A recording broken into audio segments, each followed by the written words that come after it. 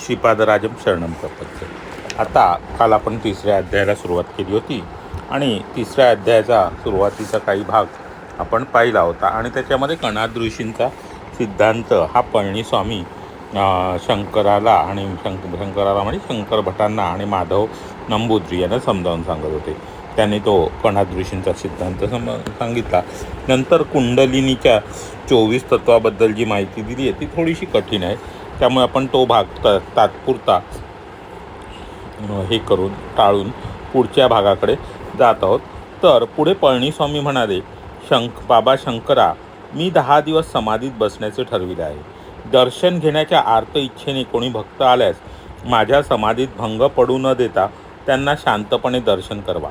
साप चावून मृत्यू पावलेले कोणी आल्यास त्यांना मी समाधीमध्ये असल्याचे सांगून मृतदेहास नदीच्या प्रवाहात अथवा जमिनीत पुरून ठेवावे अशी माझी आज्ञा आहे असे सांगावे. श्री पळणीस्वामी बसलेल्या आसनावर समाधीस्थ झाले. मी व माधव दोघे मिळून येणाऱ्या भक्तांना दुरून अत्यंत शांतपणे दर्शन घडून आणत होतो. दर्शनास आलेल्या काही भक्तांनी तांदूळ, डाळ, पीठ हे साहित्य स्वामींना अर्पण करण्यासाठी आणले होते. ते पाहून माधवाने स्वयंपाक करण्याचे ठरविले. सर्पणासाठी उपयोगात आणण्यासाठी त्याला जवळच पडलेले एक वाळलेले मोठे नारळाच्या झाडाचे पान दिसले. ते आणण्यासाठी तो त्या पानाजवळ गेला. त्याच्याबरोबर एक भक्तसुद्धा होता. माधवाने ते पान उचलून खांद्यावर ठेवले. इतक्यात त्या पानाखाली बसून विश्रांती घेत असलेला सर्प रागाने त्याला कडकडून चावला. त्या सर्पाचे विष एवढे दाहक होते की माधव काळा निळा पडून मृत झाला आणि जमिनीवर पडला. तिघांनी मिळून त्याला गुहेजवळ आणले. ते दृश्य पाहून मी घाबरून गेलो. काय करावे ते सुचेना. तेव्हा स्वामींच्या आदेशानुसार त्याला जमिनीत पुरून ठेवण्याचे ठरवून एक खड्डा खोदण्यास सुरुवात केली. इतर भक्तांनी मला मदत केली. त्या खड्ड्यात तो मृतदेह ठेवून मी आलो. तेवढ्यात तेथील गावातील काही लोक एक 17-18 वर्षाच्या सर्पदोषाने मृत झालेल्या मुलास घेऊन आले. प्रथम माधवाची दुर्घटना, नंतर दुसरी दुर्घटना पाहून मला रडू आवरेनासे झाले. मी कसे बसे त्यांना स्वामींची आज्ञा सांगितली. गावातील लोकांनी गुहेजवळच एक खड्डा खोदून त्या मुलास त्यात झोपविले. रोज स्वामींच्या दर्शनाला 3-4 लोक येत असत. मी दर्शन घडून आणीत असे 10 दिवस गेले. 11व्या दिवशी ब्राह्ममुहूर्तावर पळणीस्वामी आपल्या समाधीतून बाहेर आले आणि माधवा असे हाका मारू लागले. मी रडत झालेली घटना त्यांना सांगितली. स्वामींनी मला समजावले. त्यांनी योगदृष्टीने माझ्याकडे पाहिले तेव्हा माझ्या पाठीच्या कण्यात थोडे चलनवलन झाल्यासारखे वाटले व ते दुखू लागले. नंतर पुन्हा एकदा त्यांनी प्रसन्न चित्ताने माझ्याकडे पाहिले तेव्हा माझी वेदना नष्ट झाली.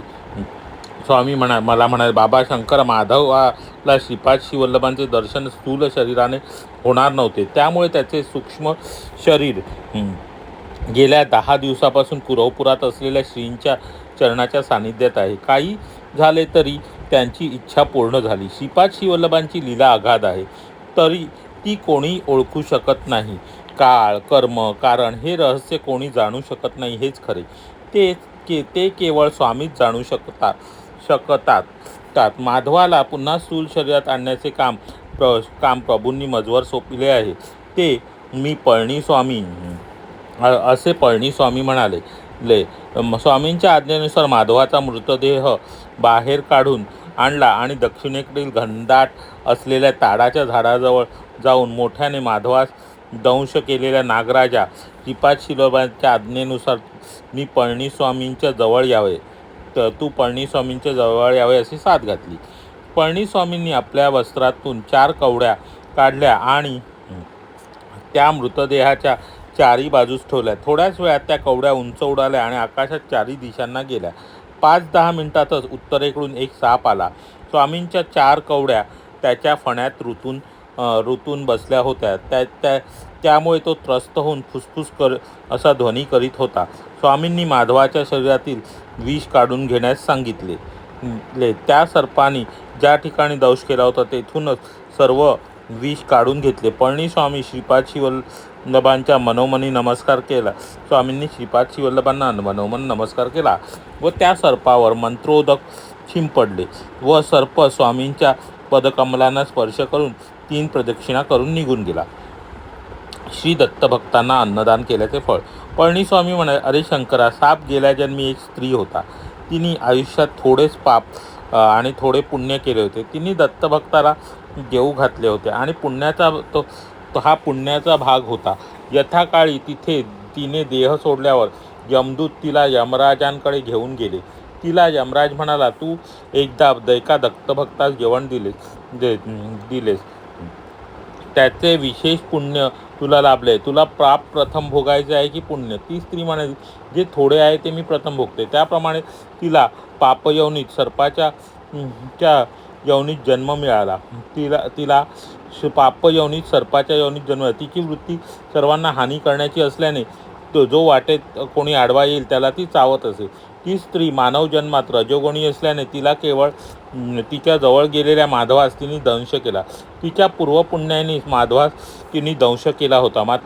माधव मात्र पूर्वजन्मीच्या पापामुळे मरणासन्न अवस्थेत गेला. कालांतराने श्रीपाद प्रभूंच्या कृपेने त्या स्त्रीची सर्पयवनीतनं मुक्तता झाली. म्हणजे आता इथे बघा कथा कशी सांगितली आहे की आतापर्यंतची कथा आपण नीट समजून घेऊया.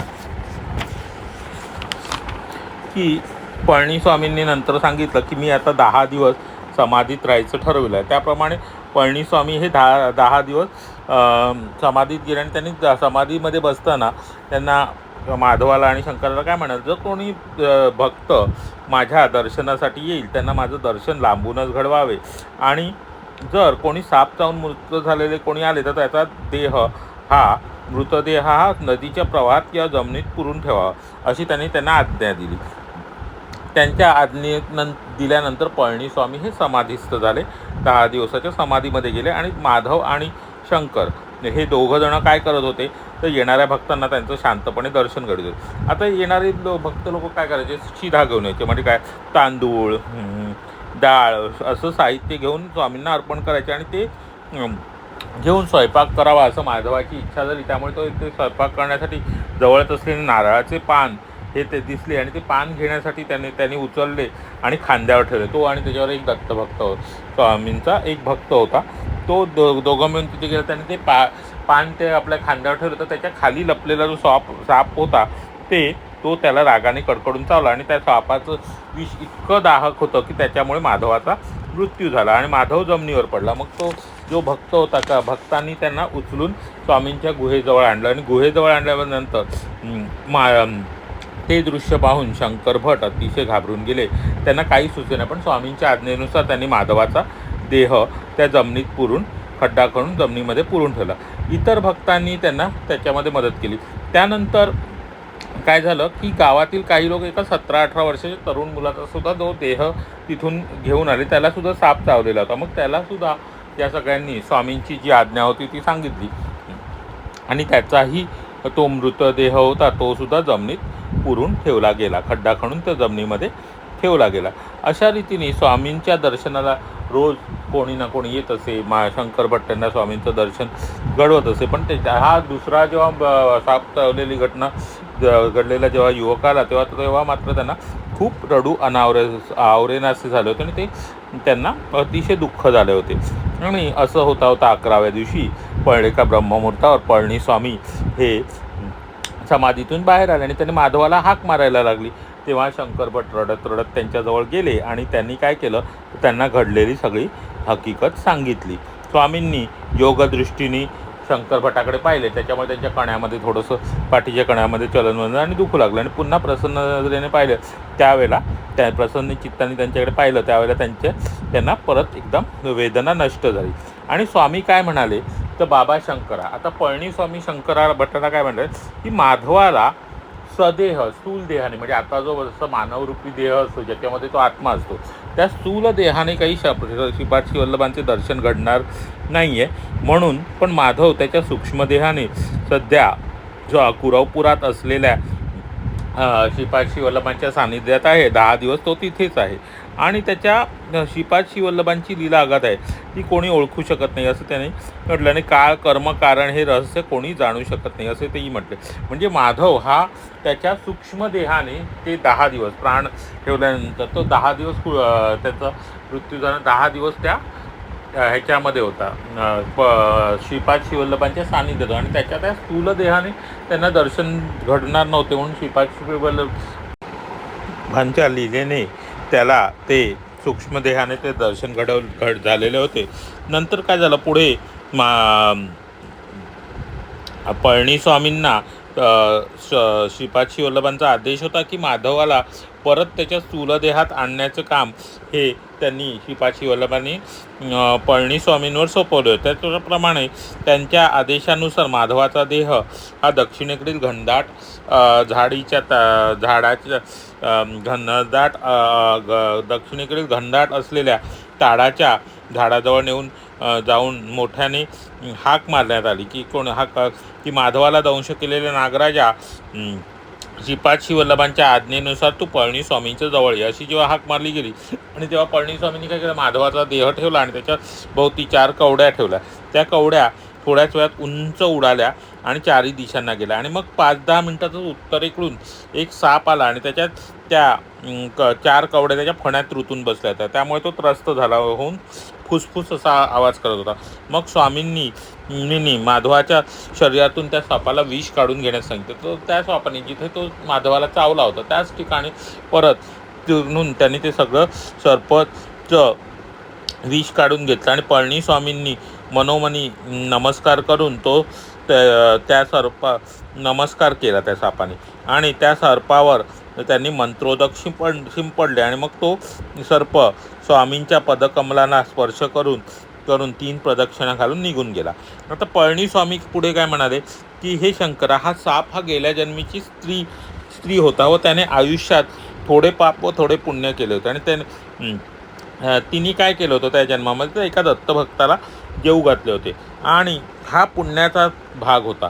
यथाकाळी जेव्हा तिने देह सोडला त्याच्यानंतर यमदूत तिला घेऊन गेले आणि तिला काय विचारलं की तू एका दत्तभक्तास जेवण दिलेस आणि तू पुण्य तुला लाभलं आहे तर तुला पाप प्रथम भोगायचे की पुण्य फळ भोगायचे. तेव्हा ती स्त्री म्हणाली जे थोडे आहे ते मी प्रथम भोगते. त्याप्रमाणे तिला पाप यवनीत म्हणजे सापाच्या यवनीत जन्म मिळाला व तिची वृत्ती पूर्वीच्या जन्मी कशी होती, इतरांना हानी करण्याची असल्याने ती वाटेत जो कोणी आडवा येईल म्हणजे तिची वृत्ती अशी होती की जो हानी करण्याची म्हणजे वाटेत जो कोणी आडवा येईल त्याला ती चावत असेल. ती स्त्री मानव जन्मात रजोगुणी होती म्हणजे अतिशय क्रोधिष्ट तापिष्ट अशी रजोगुणी असल्यामुळे तिने माधवास दंश केला आणि पूर्वजन्मीच्या पुण्यात पण तिच्या पूर्वजन्मीच्या पुण्याईनीच तिने माधवाला दंश केला.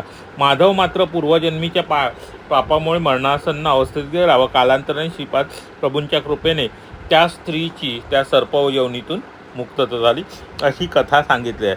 आता माधव पुनर्जीवित आता श्रीपाद श्रीवल्लभांचे नामस्मरण केल्याने काय होतं तर लक्ष्मी, धन, ऐश्वर, समाधान प्रदान करणारे आहे. आता श्रीपाद प्रभूंचे नाम पुढे पळणीस्वामी काय म्हणतात की श्रीपाद प्रभूंचे नामस्मरण हे धन, लक्ष्मी आणि ऐश्वर समाधान प्रदान करणारे आहे. त्यांच्या अनुग्रहितांच्या भाग्याचे काय वर्णन करावे. श्रीचरणांच्या अनुग्रहाने 10 दिवस जमिनीत पुरलेल्या माधवाच्या शरीरास काही झाले नाही. त्याला प्राणदान करणाऱ्या श्रीपादांची करुणा, दया, भक्तिप्रेम हे शब्दांनी वर्णन करता येणार नाही. तर आता श्रीपाद श्रीवल्लभांच्या दयेमुळेच माधवाचा देह जरी 10 दिवस जमिनीत पुरून ठेवलेला असला तरी त्याला काहीच झाले नाही आणि श्रीपाद श्रीवल्लभांचीच ही काय करुणा आहे, दया आहे की आणि त्याचं वर्णन शब्दात करता येणार आहे. माधवामध्ये चैतन्य येऊ लागले. त्याला तहान लागल्यामुळे त्यांनी पाणी मागितले. तर माधवामध्ये काय झालं त्याच्यानंतर माधवामध्ये जेव्हा सापाने विष ओढून घेतल्यानंतर माधवामध्ये चैतन्य येऊ लागले आणि त्याला तहान लागल्यामुळे त्यांनी पाणी मागितले आणि पळणीस्वामींनी त्याला समजावून प्रथम तूप पिण्यास दिले व ते घेतल्यानंतर फळांचा रस दिला आणि थोड्या वेळाने पाणी दिले. आता बघा माधव जेव्हा शुद्धीवर आला आहे तेव्हा पळणीस्वामींनी त्याला काय दिलं आहे तर प्रथम त्याला तूप पिण्यास दिले नंतर मग त्याला फळांचा रस दिला व थोड्या वेळाने पाणी दिले. माधव पुनर्जीवित झाल्याने आमच्या आनंदाला सीमा राहिली नाही. म्हणजे शंकर भट काय म्हणतात, जेव्हा माधव पुनर्जीवित झाला तेव्हा सगळ्यांच्या आनंदाला सीमा राहिली. माधवाने आपला अनुभव सांगण्यास सुरुवात केली. आता पुढे माधवाने आपला अनुभव सांगण्यास सुरुवात केली. मी सूक्ष्म शरीराने कुरवपुरात पोहोचलो आणि श्रीपाद श्रीवल्लभांचे दर्शन घेतले. श्रीपाद श्रीवल्लभ अजानबाहू आहेत. त्यांचे नेत्र विशाळ आहेत. त्या नेत्रामध्ये जीवाच्या प्रती करुणा, दया, प्रेम निरंतर प्रवाहित होत असते. मी स्थूल देहधारी नसल्यामुळे तेथील स्थूल देहधारी भक्तांना मी दिसत नव्हतो. श्रीपाद श्रीवल्लभाने कुरवपुरातील ज्या द्वीपाच्या त्या द्वीपाच्या मध्यभागी जा अशी आज्ञा केली. मी श्रीपाद श्रीवल्लभांचे नामस्मरण करत त्या द्वीपाच्या मध्यभागी खोलामध्ये गेलो. भूमीमध्ये खोलात भूमध्य केंद्राजवळ अनेक प्रासाद वरांडे असल्याचे भासले. ते पाताळ लोकच आहे अशी खात्री झाली. स्थूलता पाहणाऱ्याला स्थूल रूप पदार्थ दिसतात. माझ्यासारख्या सूक्ष्मरूपधारित शरीराला सूक्ष्मरूप असलेले लोक दिसले. तेथे असणारे लोक नागजातीचे असून कामरूपधारक केलेले होते. त्यांना इच्छा असलेले रूप धारण करण्याची शक्ती होती. त्यांना सर्वसाधारणतः नागरूपातच संचार करणे आवडे. तेथे मी अनेक महासर्पांना पाहिले. काही सर्पांना 1000 फणे होते. फण्यावर मणी असून त्या मण्यातून तेज प्रसारित होत होते. अन्य नाग योगमुद्रेत असल्यामुळे फणे उकलून मौन मुद्रेत होते. आश्चर्य असे की त्यातच एक महासर्प होता. त्या सर्पाला 1000 फणे होते. त्या महासर्पावर श्रीपाद श्रीवल्लभ महाविष्णूसारखे शयन करत होते. तेथे असलेले महासर्प वेदगान करीत होते. चिदानंद स्वरूपाने स्वामी ते गायन ऐकत होते. माझ्या बाजूला अनेक असलेल्या एका महासर्पाने श्रीपाद प्रभूंचा महिमा सांगण्यास सुरुवात केली. आता बघा, माधवाला जेव्हा शुद्ध आली तेव्हा माधवाने काय मागितलं, तर पहिलं पाणी मागितलं. माधवाने पहिलं पाणी मागितल्यानंतर श्रीपाद पळणीस्वामींनी त्याला काय दिलं, पहिलं तूप पिण्यास दिलं, त्यानंतर फळांचा रस दिला आणि त्यानंतर पाणी दिलं. आणि माधवाने पुनर्जीवित झाल्यानंतर आपला अनुभव सांगण्यास सुरुवात केली. आणि माधव पुनर्जीवित झाल्यामुळे सगळ्यांच्या आनंदाला पारावर उरला नव्हता. आणि माधव काय म्हणाला, मी सूक्ष्म शरीराने कुरवपुरात पोहोचलो होतो आणि श्रीपाद श्रीवल्लभांचे दर्शन घेतले. म्हणजे श्रीपाद श्रीवल्लभांचे दर्शन हे माधवाला आता सूक्ष्म शरीराने झालेले होते ते. आणि त्यांनी श्रीपाद श्रीवल्लभांचं वर्णन केलं की श्रीपाद श्रीवल्लभांचे नेत्र हे विशाल आहेत. त्यांच्या नेत्रामध्ये काय बघा, त्यांच्या नेत्रामध्ये काय आहे तर भरलेलं आहे, तर करुणा, दया, प्रेम हे निरंतर प्रवाहित होतं असं त्यांनी श्रीपाद श्रीवल्लभांचं वर्णन केलं आहे. बघा किती अहोभाग्य आहे. श्रीपाद श्रीवल्लभांचं दर्शन त्या माधवाला सूक्ष्म देहाने झालेला आहे तोच. आणि माधव पुढे काय म्हणतात की मी स्थूल देहधारी नसल्यामुळे ते इतर भक्तांना, म्हणजे तिथे कुरवपुरात जे स्थूल देहधारी होते त्यांना ते दिसतच नव्हते. श्रीपाद श्रीवल्लभांनी नंतर पुढे काय केलं की कुरवपुरातील त्या द्वीपाच्या मध्यभागी जाण्यास माधवाला आज्ञा केली. आणि त्यांच्या आज्ञेप्रमाणे जेव्हा ते मध्यभागी गेले तेव्हा त्या द्वीपाच्या मध्यभागी गेल्यानंतर त्यांना भूमीमध्ये खोल असं भूकेंद्राजवळ एक बरेचसं प्रासाद, वरांडे, राजवाडे या स्वरूपात त्यांना दिसलं. आणि ते काय होतं तर पाताळ लोकच होतं. आणि याची त्यांना माधवाला खात्री पडली. स्थूल पाहणाऱ्याला स्थूल रूप दिसतं, पण माधवाचा देह आता कसा होता, सूक्ष्म रूपात असल्यामुळे त्याच्या त्या सूक्ष्म शरीराला तिकडचे सगळे सूक्ष्म रूप असलेले लोक दिसत होते. आणि ते सगळे लोक कोणते होते तर नागजातीचे होते. आणि त्या नागजातीच्या लोकांना कामरूप धारण करण्याचा, म्हणजे इच्छा असलेले रूप धारण करण्याचा अशी शक्ती होती त्यांना सर्वसाधारणतः. आणि त्या सगळ्यांना काय सर्वसाधारणतः नागरूपातच संचार करण्याची आवडच आहे. त्याच्यामुळे तेथे त्यांना माधवाला काय अनेक प्रकारचे साप दिसले. काही सर्पांना 1000 फणे होते. त्या फण्यांवर मणी असून त्या मण्यातून दिव्य तेज असं प्रसारित होत होतं. अन्य काही नाग हे योगमुद्रेत होते, त्यामुळे ते अगदी मौन मुद्रेत, म्हणजे अगदी शांतपणे असे मौन होते. आश्चर्य म्हणजे त्यात एक महासर्प होता. त्या महासर्पाला काय होते 1000 फणे होते. आणि त्या महासर्पावर श्रीपाद श्रीवल्लभ विष्णूंच्या प्रमाणे शयन करीत होते असे माधवाला दिसले. आता बघा किती सुंदर दृश्य. आता श्रीपाद श्रीवल्लभ म्हणजेच विष्णूचं रूप आहे आणि ते सर्पावर, त्या महासर्पावर शयन करीत आहे तसं त्यांना दिसलं. आणि तेथे असलेले सगळे महासर्प काय करत, वेदगान करत होते. चिदानंद रूपाने स्वामी ते गायन ऐकत होते. म्हणजे कोण, श्रीपाद श्रीवल्लभ ते गायन ऐकत होते. आणि माधवाच्या बाजूलाच असलेल्या एका महासर्पाने दत्तांचा महिमा सांगण्यास सुरुवात केली होती.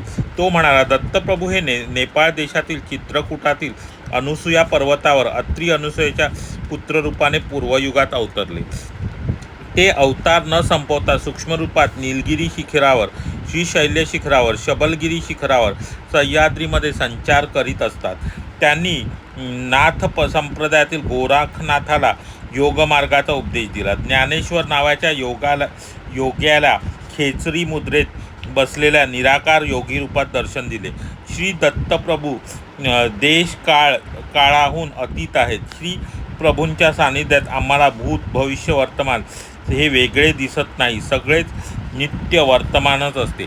आता बघा त्या नागाने काय वर्णन केलं तर, दत्तप्रभू हे नेपाळ देशात असलेल्या चित्रकूटातील अनुसया पर्वतावर अत्री आणि अनुसयाच्या पुत्ररूपाने त्यांनी पूर्वयुगात अवतार घेतला होता. ते अवतार न संपवता नंतर काय झाले, सूक्ष्म रूपामध्ये सगळीकडे भ्रमण करायचं. कुठे तर नीलगिरी पर्वतावर, श्रीशैल्यावर, शबलगिरी शिखरावर, सह्याद्रीमध्ये संचार करीत असतात.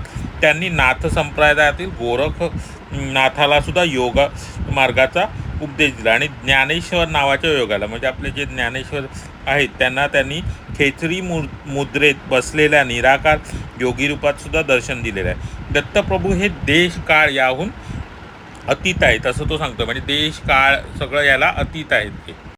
म्हणजे इथे काय वर्णन केलं, दत्तप्रभूंचे रूप हे असं कोणत्या एखाद्या देशाकरता काळाच्या या सगळ्याच्या अतीत आहे. ते कधीही कुठेही भ्रमण करू शकतात. म्हणजे भविष्यात, भूतकाळात कुठेही ते भ्रमण करू शकतात असं त्यांनी इथे सांगितलेलं आहे. आणि अशा प्रकारे त्या सर्पांसाठी ते नित्य वर्तमानच असतं. दत्तप्रभू जिथे असतील तर नित्य वर्तमानच असतं, भूत भविष्य असं काही नाही असं तो त्या सर्पांनी सांगितलेलं आहे. तर आजची ही कथा आपण इथेच थांबवत आहोत. पळणीस्वामींच्या आज्ञेनुसार पुढे काय घडलं, पळणीस्वामींच्या आश्रमात पुढे काय घडलं हे आपण आता पुढच्या भागात पाहू. 3रा अध्यायाचा पण थोड्याशा अगदी शेवटाकडे आलेलो आहे. आणि पळणीस्वामी पुढे कोणत्या नवीन देहात कसा प्रवेश करतील आणि काय होईल ते आपण पाहणार आहोत. तर आजच्या कथेवरचा प्रश्न असा आहे की माधवाला स्थूल देहाने दत्तप्रभूंचे दर्शन होणार नव्हते, म्हणून मग त्यांनी ते दत्तप्रभूंचे दर्शन कसे घेतले. आणि दुसरा प्रश्न आहे की माधव जेव्हा पुन्हा जिवंत झाले, पळणीस्वामींनी माधवांना जिवंत केल्यानंतर पळणीस्वामींनी माधवाला पाणी मागितले, तेव्हा शुद्धीवर आल्यावर पळणीस्वामींनी त्याला पाणी न देता प्रथम काय काय दिले, असं हा होता प्रश्न आहे. तर तेच आहे.